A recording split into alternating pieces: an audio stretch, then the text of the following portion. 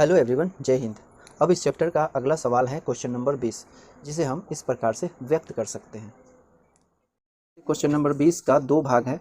पहला भाग इस प्रकार से लिखा हुआ है tan 60 डिग्री बटे sine 60 degree plus cos 30 degree, और दूसरा सवाल है कॉट 30 डिग्री बटे साइन 60 डिग्री प्लस में कॉस 60 डिग्री। तो पहले सवाल को हम इस प्रकार से हल करेंगे। यहाँ पर tan 60 डिग्री का मान अगर आपको टेबल डायरेक्ट याद है तो आप डायरेक्ट अप्लाई कर सकते हैं, नहीं तो वासुस फार्मूला अप्लाई करें। तो यहाँ पर tan 60 डिग्री का जो मान होता है वो होता है √3, और साइन 60 डिग्री का मान होता है कितना, √3/2, और प्लस है, प्लस देंगे।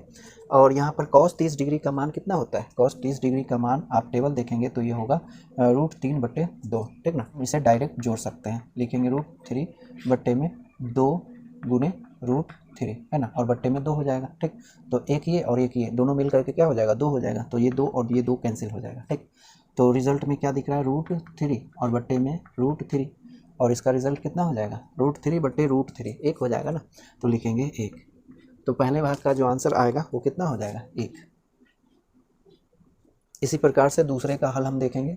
यहाँ पर लिखा हुआ है कॉट 30 डिग्री, तो 30 डिग्री का जो मान होता है वो होता है √3, ठीक ना। इसी प्रकार से इसका मान होगा, बट्टे में हम लिखेंगे इस तरीके से साइन कितना है, साइन 60 डिग्री जिसका मान होता है √3/2, और प्लस में यहाँ पर कॉस 60 डिग्री है जिसका मान होता है 1/2, है ना, 1/2 होता है। इसे देखें तो ये √3 है, तो इसे हम इसी प्रकार से लिख लेंगे। बट्टे में इन दोनों का क्या है, यहाँ √3/2 और यहाँ 1/2, दोनों का जो हर है सेम है, इसलिए हम डायरेक्ट जोड़ सकते हैं। जोड़ करके हम इस प्रकार से लिखेंगे √3 + 1/2। अब इसे हम उल्टा कर देंगे, यानी इसका हर कितना लेंगे, इसका हर 1 लेंगे और इसका हर ये है 2, ठीक ना। इसे उल्टा देंगे तो इस यहाँ बट्टा जो है इसमें इस प्रकार से गुना में चेंज हो जाएगा। ये 3 है, √3, ठीक, प्लस में 1 और गुने में हो जाएगा कितना, 2, ठीक। या बराबर के एक ही तरफ काम हो रहा है तो यहाँ पर बराबर ही देंगे, ठीक ना। तो इतना के बराबर इतना, इतना के बराबर इतना, तो यहाँ हो गया 2√3 और बट्टे में है 3, √3 + 1, ठीक। यहाँ पर जो संख्या हमें प्राप्त हुई है उसका हर देखें तो वो है √3 + 1, √3 + 1, जो कि एक अपरिमेय संख्या है ना, अपरिमेय संख्या है। इसीलिए क्या करेंगे कि इस अपरिमेय संख्या को परिमेय संख्या में चेंज करेंगे, और इसके लिए हमें परिमेयकरण करना पड़ेगा। परिमेयकरण वह प्रक्रिया है जिसमें अपरिमेय है उसे परिमेय में चेंज करते हैं। इस प्रकार से चेंज करते हैं ताकि इसके मान में कोई चेंजिंग ना हो। परिमेयकरण करने के लिए आप जोड़, गुना, भाग जो भी करना है कर सकते हैं, लेकिन ध्यान रहे कुछ भी करें परिमेयकरण में, लेकिन इसका मान चेंज नहीं होना चाहिए, ठीक ना। वैल्यू जितना इसका वैल्यू है उतना वैल्यू चेंज नहीं होना चाहिए। रूट भले ही चेंज हो जाए लेकिन वैल्यू, मान कभी चेंज नहीं होना चाहिए। परिमेयकरण में इस बात का ध्यान रखना चाहिए, ठीक ना। तो इसके मान को अपरिवर्तित रखते हुए इसका परिमेयकरण हम इस तरीके से कर सकते हैं। √3 - 1 से ऊपर में भी गुना करेंगे और इसके नीचे में भी, हर में भी उतना ही से गुना करेंगे। ऐसा करने से क्या होगा वो आगे आपको पता चल जाएगा, ठीक ना। तो ये लिखेंगे √3 √3 + -1 है, और यहाँ a, इसे हम देखें √3 + 1 और यहाँ √3 - 1, तो ये कुछ a + b और a - b के जैसा हो गया, है ना।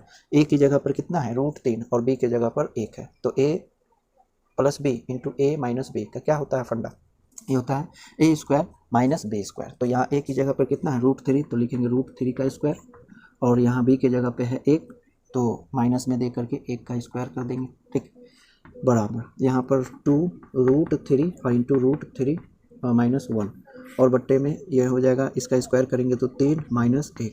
अब इसे हम सॉल्व करें तो ऊपर में कुछ नहीं करेंगे, हम जो ही करेंगे नीचे ही में करेंगे। इस तरीके से इसे इस तरीके से ही लिख देंगे जितना है उतना, और ये घटाएंगे तो कितना हो जाएगा 2, ये 2 और ये 2 कैंसिल हो जाएगा, ठीक। तो यहाँ पर ये हो गया √3 × √3 - 1, इतना आंसर प्राप्त हुआ, ठीक।